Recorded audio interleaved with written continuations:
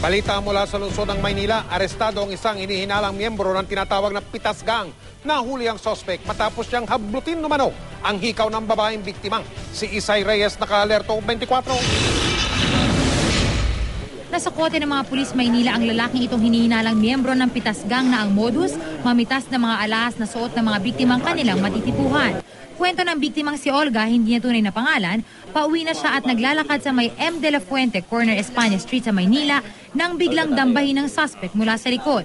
Agad daw itong umalis matapos hablutin ang kanyang hikaw, pero napansin niyang hindi ito nagpakalayo.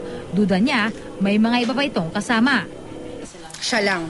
Pero nung may mga sinisenyasan siya doon nung bumalik siya sa area niya. Bumaba ako ng jeep tapos may sumunod sa likodan ko. Inambahan ako sa likod. Pagkatapos nun, sumigaw ako. Pag sigaw ko, ginanon yung hikaw ko. Allegedly, sabi ng biktima na pitasan siya ng hikaw. Sir, anong modus ito? Anong pinabibilangan na grupo? Yun po, yung mga robbery, pitasan, hikaw. Nagtamo si Olga ng ilang gasgas sa lieg at likod. Tinatayang nasa 6,000 piso ang halaga ng kanyang hikaw.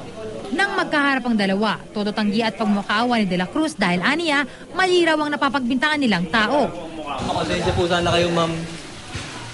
Ikaw daw umago nung hikaw niya, dalawa. Kalalabas ko lang po ng bahay. Alam po ng asawa at anak ko yun. Nasa loob lang po kami ng bahay ng asawa ko, nanonood.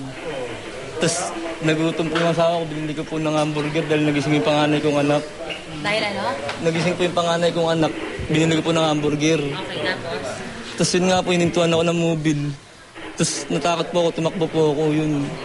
Pag hold up daw, may hold up daw po ako. Si Olga naman hindi nagpatinag at itinuloy ang kanyang reklamo.